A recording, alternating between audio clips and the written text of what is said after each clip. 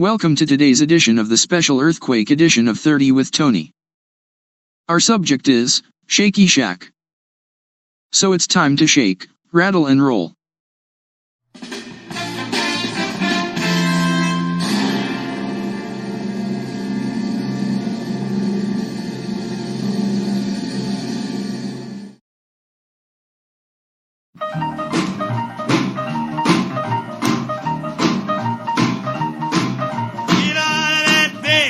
Wash your face and hands.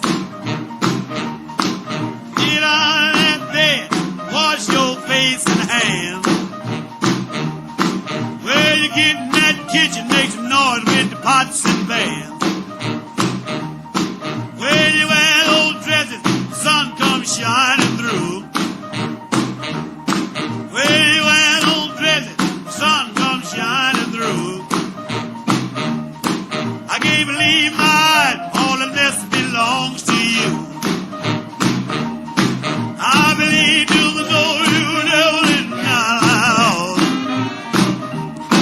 I believe you was all you devil in my house. Well, all I work is fast my money goes. I said shake, round and roll. Shake, round and roll. Shake, round and roll. Shake, round and roll.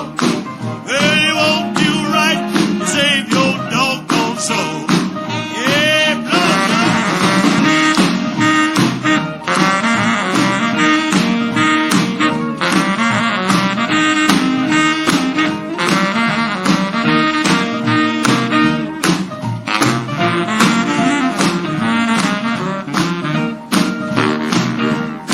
I like a one-eyed cat peeping in the seafood store.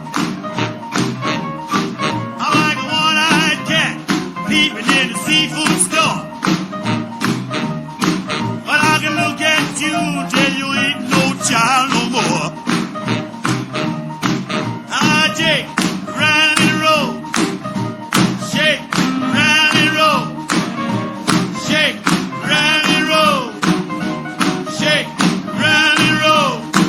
Well, you won't do right to save your doggone soul. I did over the hill, way down underneath. I did over the hill, way down underneath. You make me roll my eyes, baby, make me grit my teeth. I said shake, round and roll. Shake, round and roll. Shake, round and roll. Shake, round and roll. Well, you won't do nothing to save your doggone soul. Shake, round and roll. Well, hi, Kemasabis. It's Tony D'Angelo. It is April 11th, 2024, 3 p.m. Eastern, Ada Domini in the year of our Lord. So happy to have you here on this special Earthquake edition of 30 with Tony. I can't wait to get started. I thank each and every one of you that have been watching every single show that we've had, and those of you that have come recently. I also thank our music contributors that allow us to use the music, which I think makes this show exceptional. I get more compliments on the music than I do me, and that's perfectly okay. You know, whatever you like. We like to give you a little variety and a number of things that'll keep you interested. And I think our subject today, Shaky Shelter, is something that you've heard about and you've seen a lot here. You've seen a lot on Twitter. You've seen a lot on the quote unquote the legitimate media. But we're going to show you something a little bit different today, which frankly hit me this morning like a ton of bricks as I was having a discussion in Pomfret with my postmaster as I was doing some mailings, because I don't know how to say this. And I pray for God's wisdom, but we get so brainwashed by the legitimate media and the politicians and the devoted state legislators about why we need a certain thing. However, we somehow cannot get to the reasons as to why. But if we get to the reasons as to why, the solutions that are offered when you actually start to study them, as I did this morning, are so idiotically ridiculous to the point of being dangerous that, literally, and I say this a lot, you don't know whether to laugh, cry, scream, or throw up.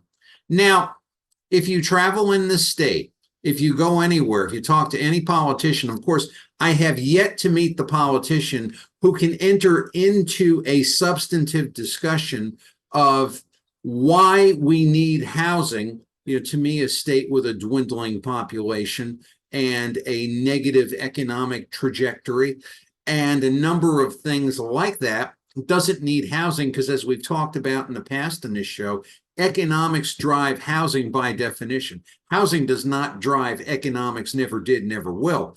But even to get to that point, you don't get them to do that. They're looking for the exits. There frankly isn't that much there. If you listen to my segment this past Tuesday on the Lee Elsey show, when we talked about the United States Congressman from my district, Joe Courtney, and how idiotically stupid this all can be, and how a bad legislator and his inability to manage and execute can cause you living innocently somewhere incredible trouble.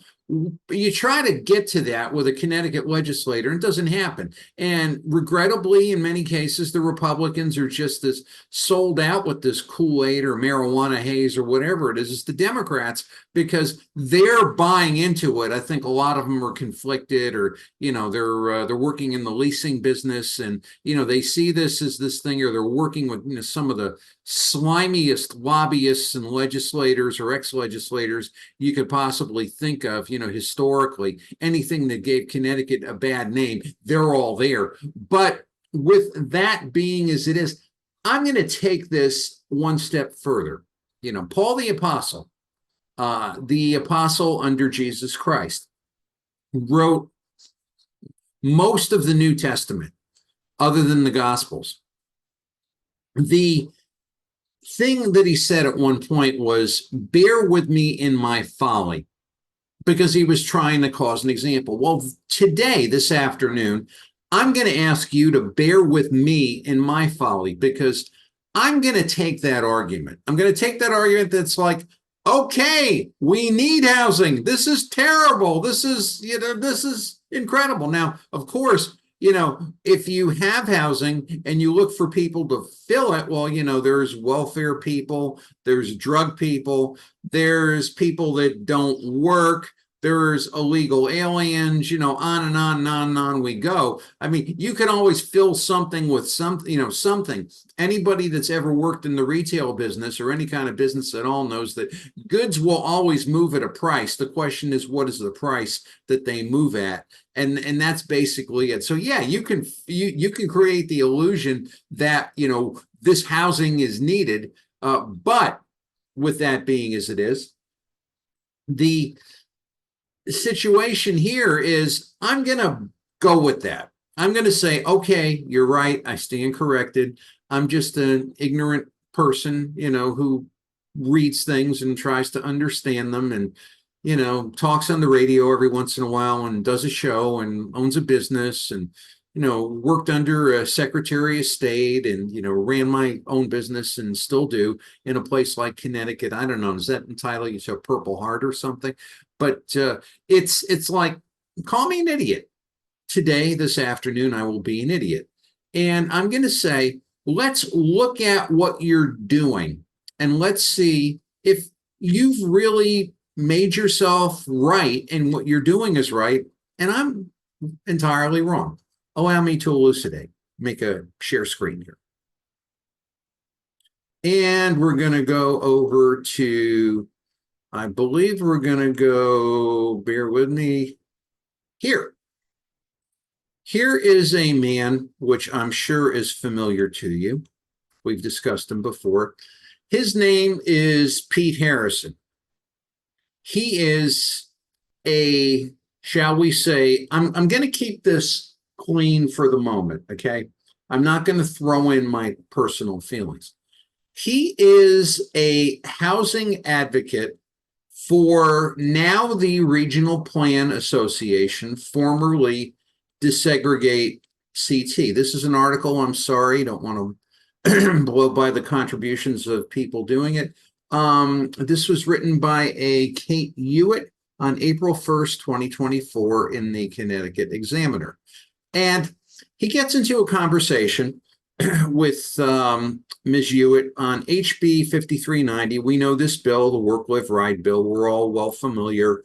And as we know, the bill aims to incentivize municipalities to adopt transit-friendly policies, establish a state housing development council, and create a fund for water and sewer infrastructure expansion. Now, we've been through on this show the massive failures of public housing and public-driven housing right in our very state. And obviously, people don't choose to acknowledge that or look at it, or, you know, the young ladies and gentlemen that work for something like Desegregate Connecticut say it is not public housing.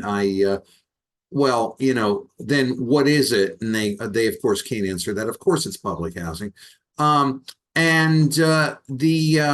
go on and we talk about the car-dependent pattern of development since the 1950s, with the envisioned post-sprawl future that focuses on walkable, affordable communities. Now, Mr. Harrison goes on and says, let's talk about the importance of the bill.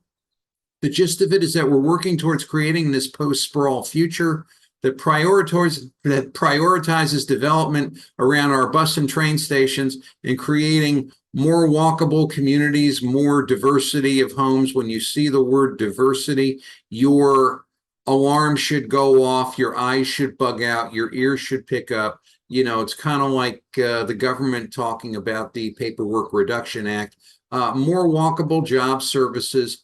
And to do that, we want to provide more technical assistance and state fundings that opt in to do this. Now, ask yourself something. If there really was an economy, if there really was a driving force, wouldn't the housing drive itself by means of the economy? Why do you have to subsidize? Of course, this is public housing. Stop with the idiot patter. I said I wouldn't go off. I'm trying not to. I was going to say you political connected morons. And we talk about, you can read this if you want. We have something called the Office of Responsible Growth to set up guidelines. We feel really good if Connecticut bureaucracies are going to be setting up guidelines for us, right, kids? And what we want to see in a transit-oriented district, if the community wants to opt in at the local level, they can go in through a normal planning process and you work with the inlands and create a distinct district around a bus or train station. And you go on to what it is here. What types of grants or would towns be eligible for this legislation? The Office of Responsible Growth is going to create an interagency council around these transit-oriented communities, and they'll figure out what grants make sense and how to prioritize at the discretion of each agency involved. In other words, my brother-in-law needs a building project. You got that? Good. Let's move on. The idea is to try to get the state to coordinate a little bit more strategically around a plan of conservation and development that comes out every 5 years, which in theory is supposed to do a lot of this type of work, but practically hasn't in previous iterations. Iterations is an SAT word. It means attempts or rotations. That all said, of course, people like Mr. Harrison like to use those words to make you feel ignorant. That all said, what this is really driven by, of course, is Soros money. Make the world do what we want to make the world do. Put you in an e-car, make you eat bugs. public housing is reparations, and we talked about that with Jamal Fire Alarm Bowman and. But here in Connecticut, you can't wheel out Jamal Bowman because even the most ignorant among us would have our questions. You got to have a white guy with a beard, okay? It looks a little bit more sophisticated. We can move on a little bit. And then we talk about zoning near transit stations and things like that, where there isn't any demand, of course. And then the sewer funding for communities and how that's all going to deal with the pollution. Now, that's going to get screwed up. It has to get screwed up. When does Connecticut do something right? We ever look at, Rinchler Field or the Excel Center or the highway system or whatever? It's like, this one's going to be successful.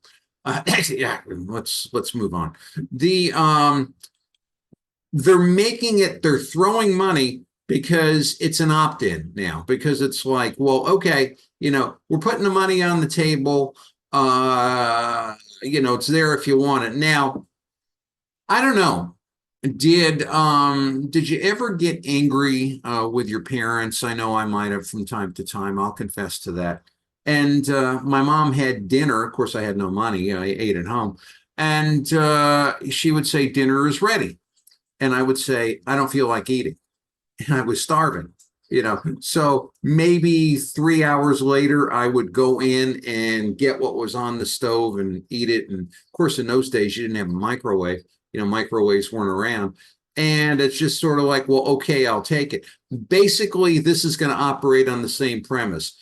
You have a principle you don't want to violate, but yet, you're starving and you're going to get starved out some other way. So you got to reach in and, follow this transit-oriented housing and transit-oriented development. Now, goes on about the sewer. Sorry, I went by that a little bit too quickly. How does the Office of Responsible Growth operate? The office was an executive order until under Jody Rell. Last year, we were able to get it passed in the state statutes. It makes you incredibly nervous. Previously, because it was an executive order, there wasn't a lot of formal authority. And so last year, we were able to get not only the state statutes, but to give them more formal authority. We got some additional funding for staffing, and they've hired some additional staffers in that office. In other words, we have a legislature, in many cases, drunken driving, non-functioning, thinking men could have babies type of legislature. Now these people are supposed to be people functioning as our representatives, but no, we're going to have bureaucrats and quasi-bureaucrats and quasi-publics making policy unaccountably just doing it because this is how it gets done. I mean, there is one idiot state Republican senator. I'm not going to mention his name. The only reason I'm not going to mention his name because he is friends of friends, and I don't, and he's no longer serving. And if he were serving, I would mention his name, but he would come on radio interviews and say, well, quasi-publics are a good way to do things because you can get things done more quickly than the legislature. I'm like, God help us. If this is a Republican, I don't want to see King Kong coming to my door doing my lawn, for crying out loud, or asking to do my lawn. I mean, it's like, let's just completely obviate the legislative process. It's welcome to Connecticut. But listen, there's people like me that think there's hope, and that's why I'm here. And now, interesting when you see this. When this thing started a couple of years back with this whole thing of, affordable housing and all that kind of stuff, the people would come out and say, oh, no, we're grassroots, we're local, there's no big money, we're just concerned, you lousy, rotten, racist living in a single family home in Woodbridge. I mean, how dare you do such a thing, you environmental, all that other stuff. Now they don't even hide it. Harrison is RPA. RPA hooks to Open Society Network. Open Society Network hooks to Soros. Got it? You can't have bread without yeast, flour, butter, and milk. Connecticut wants you to believe that you can, but you cannot. No one's ever tried it unless there's some sort of bug bread or something, which I'm not interested in trying. But anyway, he's talking about this whole thing. Look at this. I think we're in the early stages at the national level of having these conversations. And yeah, this is a Connecticut issue, right? This is a plan, people. This is a plan. Now, you can get down through more of the technocracy of this if you want, but you're getting the idea. All said, I will take Mr. Harrison's argument. Now, I will bear with Mr. Harrison in my following. And I will say, yeah, Pete, you're absolutely right. Pretty cool white looking guy, got the beard and the baseball hat and he's ready to get to work. He's got the yellow vest.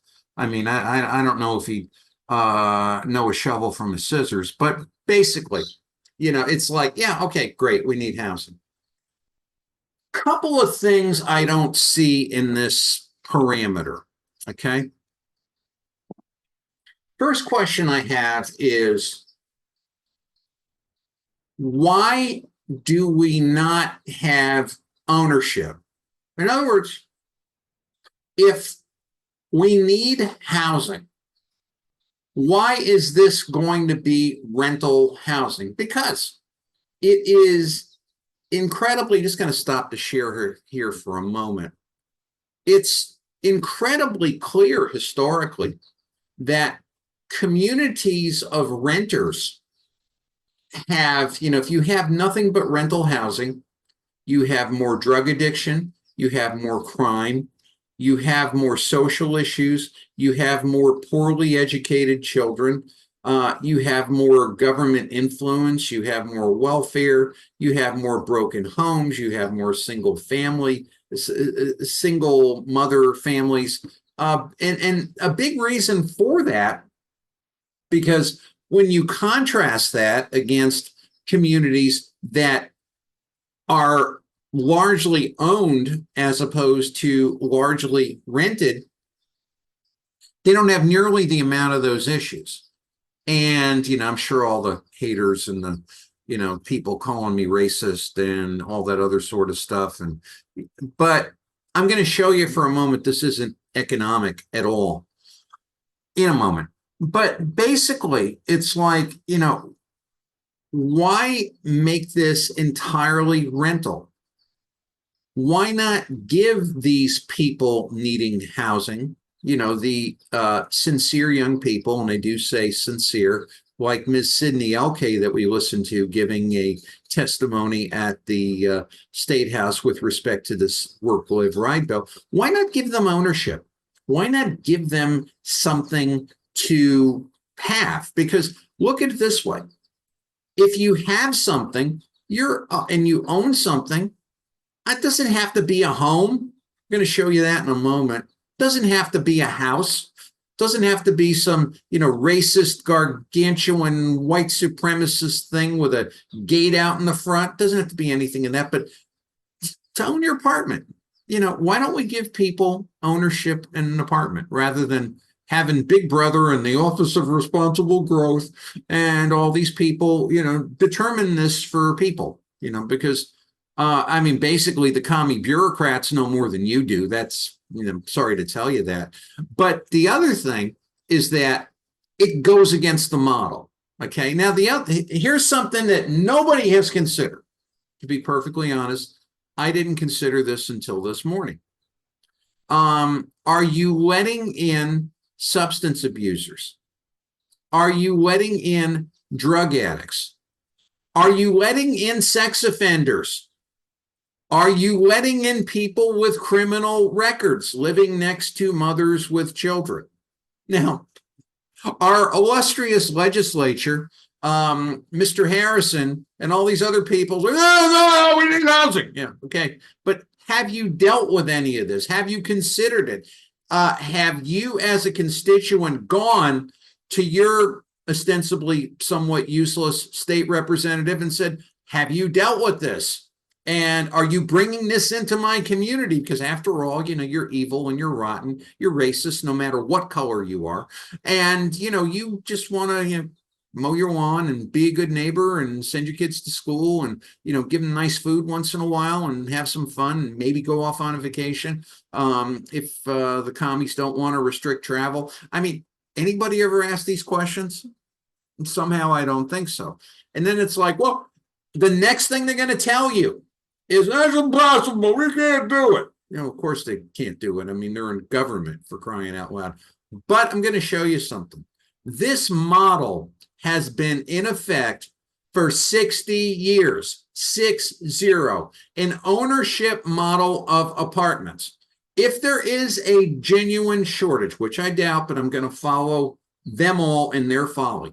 If there is, or my folly, for even dignifying that concept, if there is a genuine model, of a need for housing, what's wrong with giving these people ownership and making them stick to rules where they can have a nice community and, police it themselves? Look, nobody's got to tell me to throw my garbage out.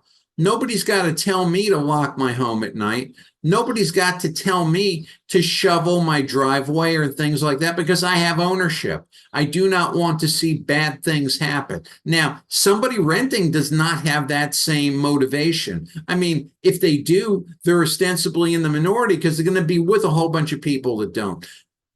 Follow a condominium development. Now, live where you want to live, basically. But when condominium developments collapse, I've worked with this for years. I had a condominium for years. I lived in a condominium for years. I practiced this type of law somewhat in a law firm. When condominiums fold, it's when the owners leave and they get a bunch of renters in that really don't care. And the owner is just concerned about collecting the rent so he can pay the mortgage and hopefully get out of the thing. It is amazing. And a big state for this, I'm understanding, is Florida, because they will have people come in at an incredibly low common charge. And then like 3 years, 4 years later, people are selling because they can't afford it. And it goes on in other places. I mean, it's just basically, it goes on as much in Connecticut as it does Florida. But basically what it comes down to is renters do not have the same shall we say, care for the communities as owners do, because there's really no reason for them to do it. And I was telling a bunch of young people this, last week, if you go back in history, New York City right now is not a place you want to be, regrettably, because of the idiot government and the idiot governor and mayor and the way the city is, well, look, we can spend a whole show on that. But they started with, they had the idea, well, rather than have people just rent, why don't we give them co-op apartments? We'll sell shares so that they can have pride of ownership and they can make their building really good and they can manage their building and then they can sell their building at a higher price and somebody else will come in because it's a desirable place to live. It's an old concept, and if you looked at New York City, the neighborhoods that had the higher percentage of cooperative organization is not perfect, but who had that, were really good neighborhoods for years and years and years. The Upper East Side of New York, which before that, think Gangs of New York and the slums and the 3rd Avenue L and things like that. But they had pride and ownership. Whereas if you went to other places, the Bronx, parts of Harlem and things like that, it wasn't the case. People had no pride of ownership. Now, you could say, oh, that's because they were Black and they were discriminated against. I mean, there were Black people and Puerto Rican people in these other places, but I am going to refute this entire argument in a matter of minutes. And let me just go over to here, and let me go over to there, and let me go over to here. And there's Mr. Harrison. This thing of, quote unquote, what ownership is racist is so bogus as to be beyond belief. Enter, if you will, if you may, I'm just going to put this up here, Co-op City, Bronx, New York. And this is I'll give you a little bit of the history. Bear with me here for just a second. And I'm just going to stop the share for a moment. This was the old Freedom Land property when I was a kid in the North Bronx of Bronx, New York. This property was something that started out as a dump, actually, and a number of developers got together and decided they would make it a kids' amusement park, which really was a place we all wanted to go when we were little kids, but they mismanaged it.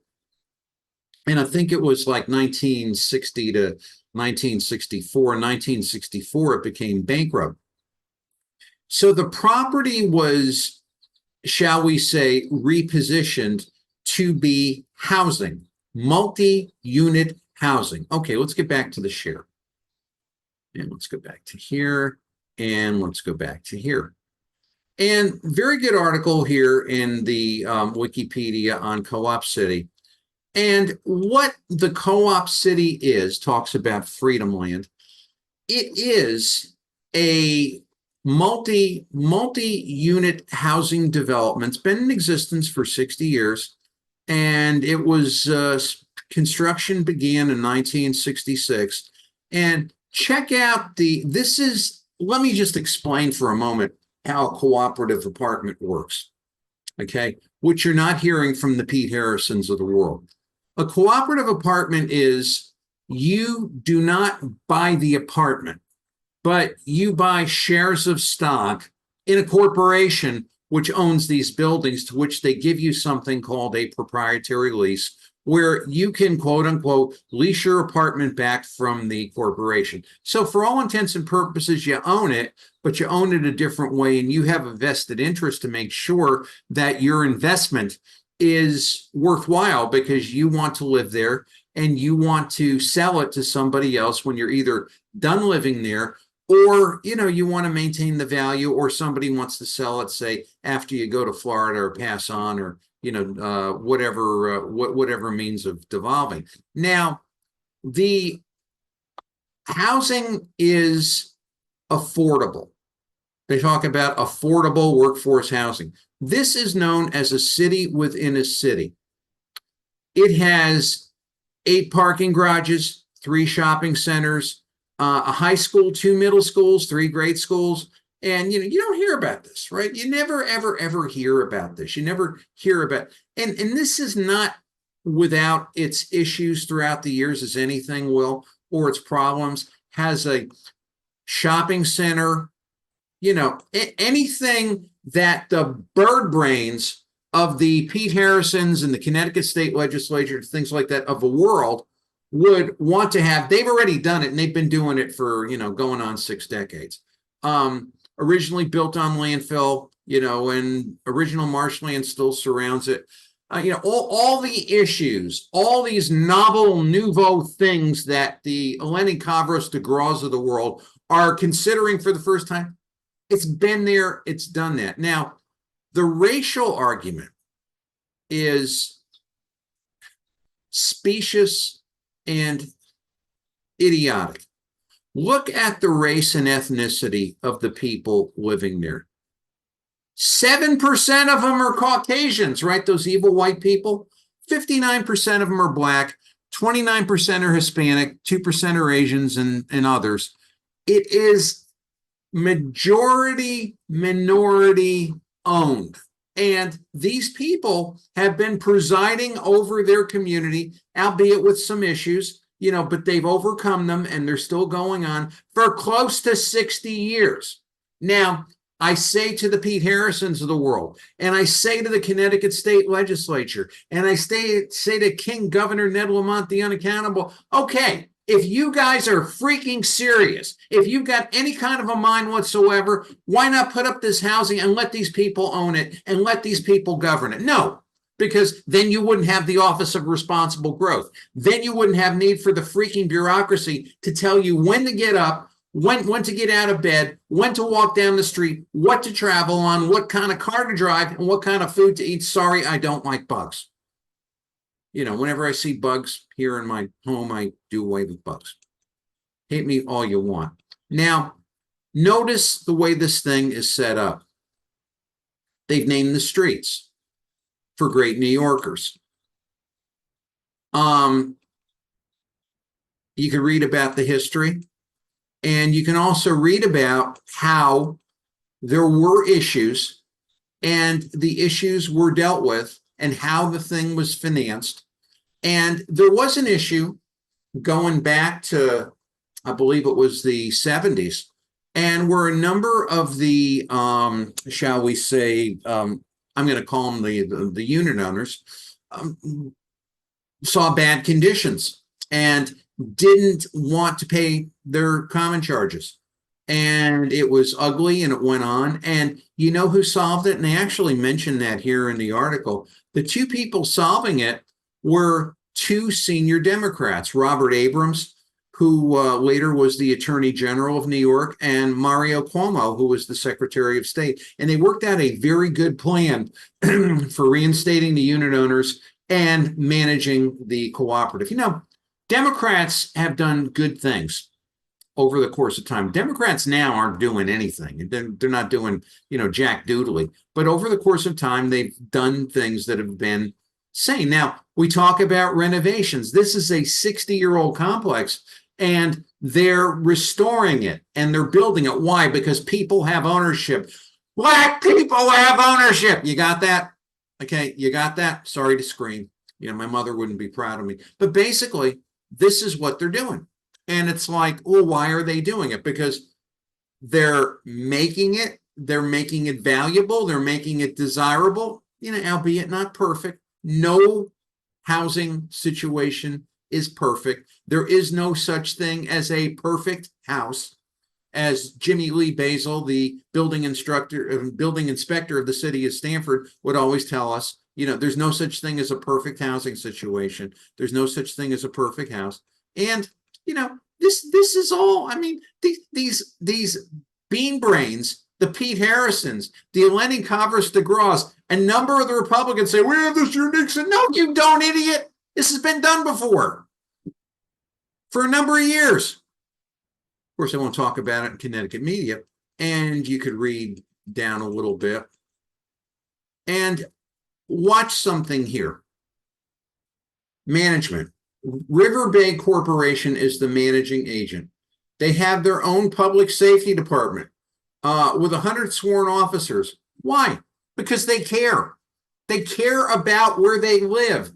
A hard day in New York, you're going around, you're battling it out on the subways, which of course have become Adventureland, or the expressways or whatever. You want to have good housing. And in 2008, trained supervisors were granted the power to write summonses for parking and noise violations. Gee, is work, live, ride doing any of that? It's like, God help us all, really. God help us all. And when you look at what they have to do to stay, you must not have any criminal convictions for meth. Okay? You must not legally be required to be a lifetime resident on the state sex offender registry. You must have a FICO credit score of at least 650 or documentations.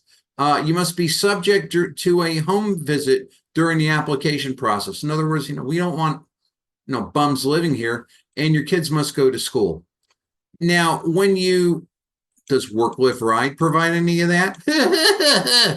I don't mean to sound like Jackie Gleason, but look at the housing prices. I mean, they're not unbearable at all.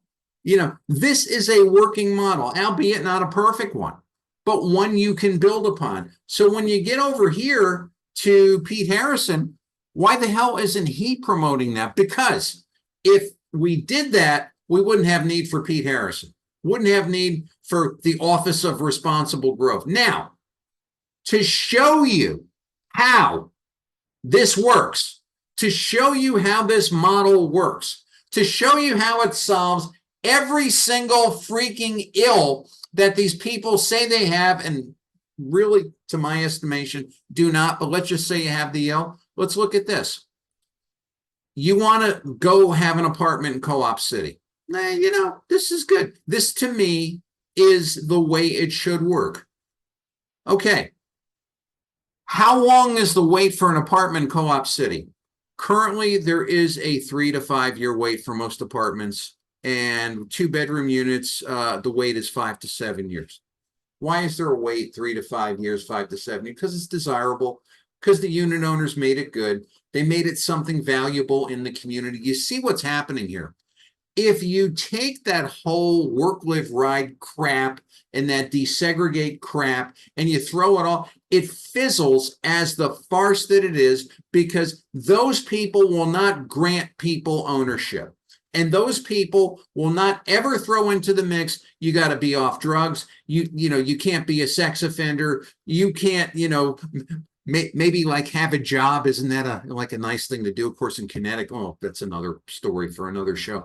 But basically what it comes down to is, this is what it is. And it's like, it works. Why not? If there really is a need, if we really have a need for all these people, listen, you tell me where they're going to go and what they're going to do in a place like Connecticut. Why not let them self-govern to have a desirable property? Because to do that completely eliminates and obviates the use of somebody like a Mr. Harrison, perhaps half the Connecticut State Legislature. But you get in the drift. And I'm going to stop the share, and I apologize for screaming. But, it seems like I'm ending every single show by saying this. This is a farce. This is a sham. This is nonsense. This is a lie. What this is government putting itself where it does not belong and getting people like Mr. Harrison, who told you he was this humble little advocate. And it was the dear ladies at CT 169 that said, he's really a prop for a much bigger organization. Now he's like, yeah, and this is what we're going to do. And not only that, we're going to throw money at communities to quote unquote build slums and have quote unquote whatever you want to call it. You can call it, green, reparations equity. And what you're going to get is a whole lot worse than what Father Panic Village was, than what Cabrini Green was, than what Southfield Village was, because those were better people than you guys that failed, and you guys ain't going to succeed because you're just not capable of succeeding. Now, if you're watching this, you need to go to your legislator and ask him, are you going to be putting sex offenders in these buildings? Are you going to be putting drug addicts in these buildings, or people with criminal records? They haven't thought of it. They haven't thought of it. Or they're hoping you don't ask. Well, now you're going to ask, because now you have the information. And that's why I'm here doing this show. I want to give you something that you're going to use. Try to mix in a little fun. Try to give you some sugar with the broccoli, or a little sweet treat now and then. But this is really what it is. If you're not fuming right now, you don't have a pulse, or you're so bought off by these numbskulls that you now have to defend your turf. And let me tell you, man, it's about time you did. It's Tony D'Angelo here on 30 with Tony. We'll be back with the rest of the show. Man, we are cooking it out today right after this.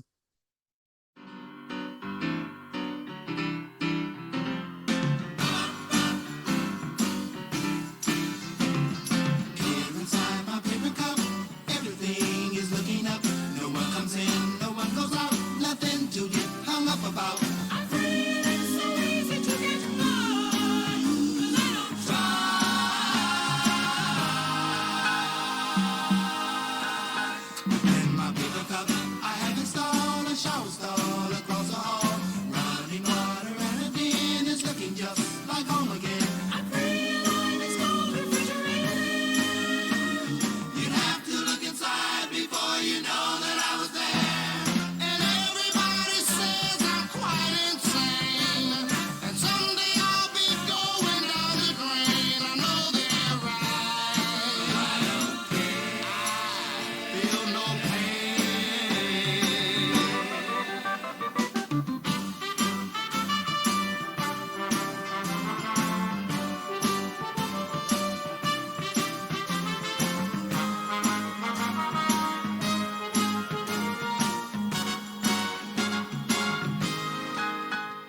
Hello fun seekers. Since we like to mix fun with business, please enjoy another video classic clip, courtesy of the producers of 30 with Tony. On March 10, 1933, during the filming of the comedy movie International House, an earthquake struck a few miles offshore from Long Beach, California. The effects of this 6.4 magnitude earthquake were felt even 30 miles north in Hollywood. The film starred notable personalities such as W.C. Fields, George Burns, Gracie Allen, Rudy Vallee, Cab Calloway, and Bela Lugosi I. At the time, director Edward Sutherland was capturing scenes for International House. Allegedly, footage was captured showing the cast members reacting to the earthquake on set. However, this dramatic moment was later revealed to be a staged hoax and a clever publicity stunt concocted by Sutherland and Fields themselves. They rigged wires on lamps and chandeliers, shook the camera, and simulated the earthquake for promotional purposes. As Sutherland humorously put it, "We shared a big laugh and an even bigger drink after the faux tremors." Here is the actual footage from this event. W.C. Fields has just begun a scene. Young family saved my life. Now what can I do for you? Take us to Shanghai. Shanghai? Yeah. What's the matter? Take your time, folks. Now, everybody walk easy. It's all right now. It's all right. Come on. All right. Okay.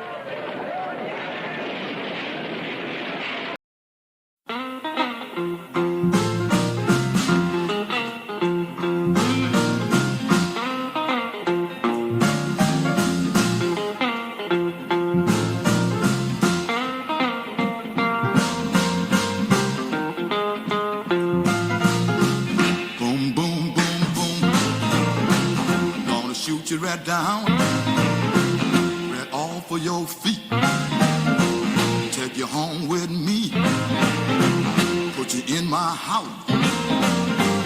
Boom, boom, boom, boom. How, how, how, how.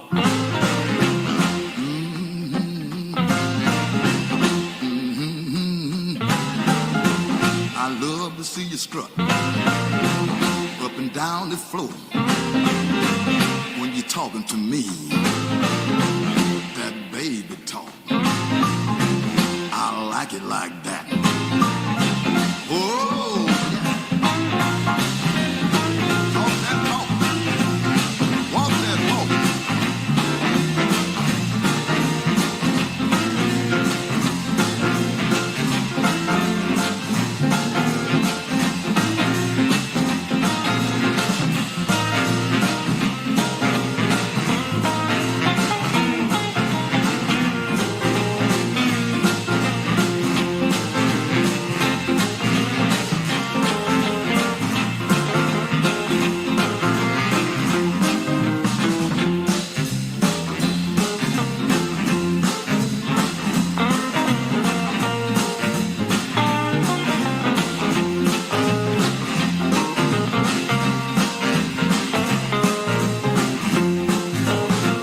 But you walk that walk and talk that talk and whisper in my ear, tell me that you love me.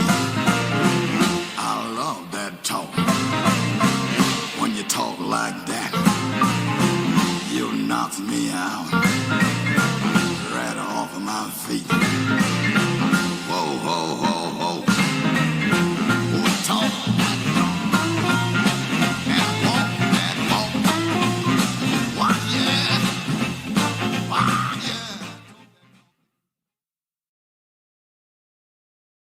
Well, thanks, Kemosabe's. Thanks for staying with us. And I really do appreciate you being here, and I really do appreciate you following. And now you have information that you need to use, and you need to use it at this very moment, because something's taking place here that's really not good.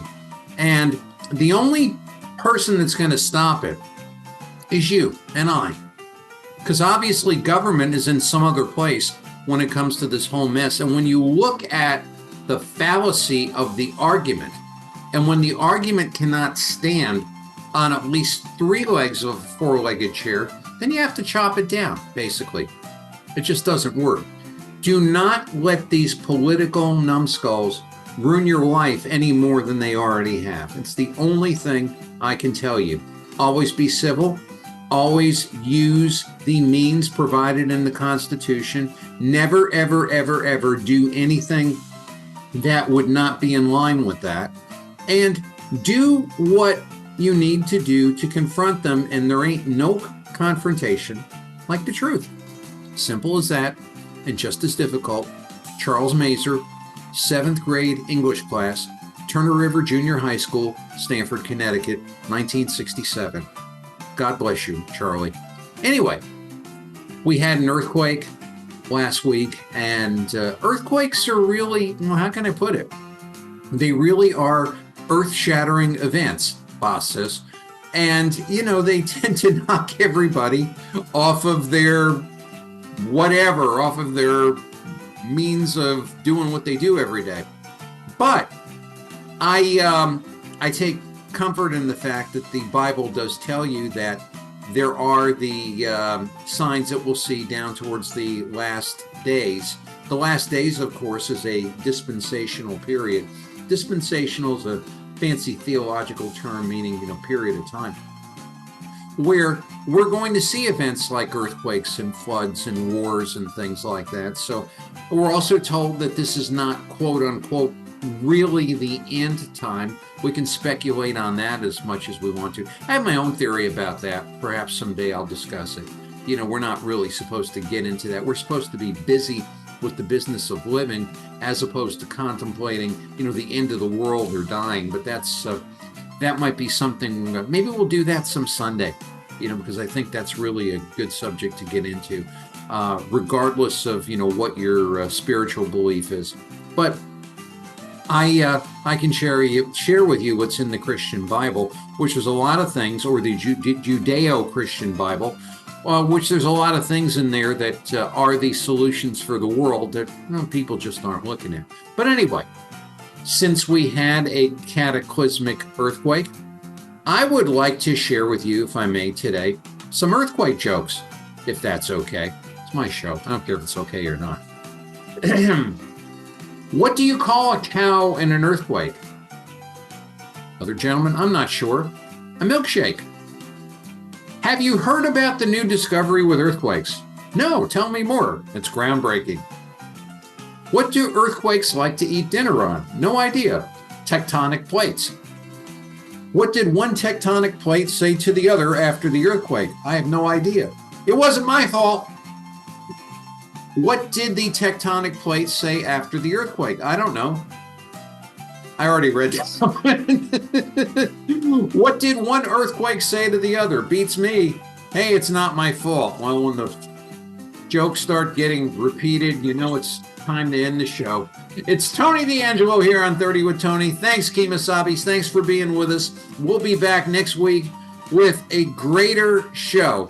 I do appreciate your being there. I do appreciate your being with me. It is my honor to be with you every single week here and on the Lee Elsey Show. And as Dick Clark would say, on American Bandstand, so long.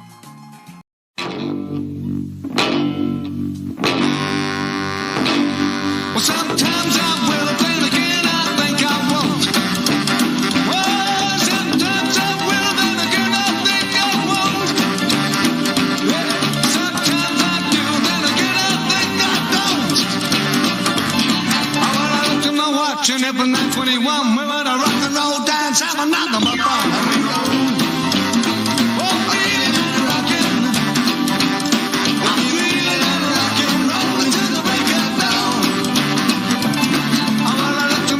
And it was 9:32. There's nothing I'd rather do than to dance with you on the road. I'm really not rockin'. I was really not rockin' roll until the break of dawn. Oh, well, I looked at my watch and it was 9:43, and at the time I spent, she spent.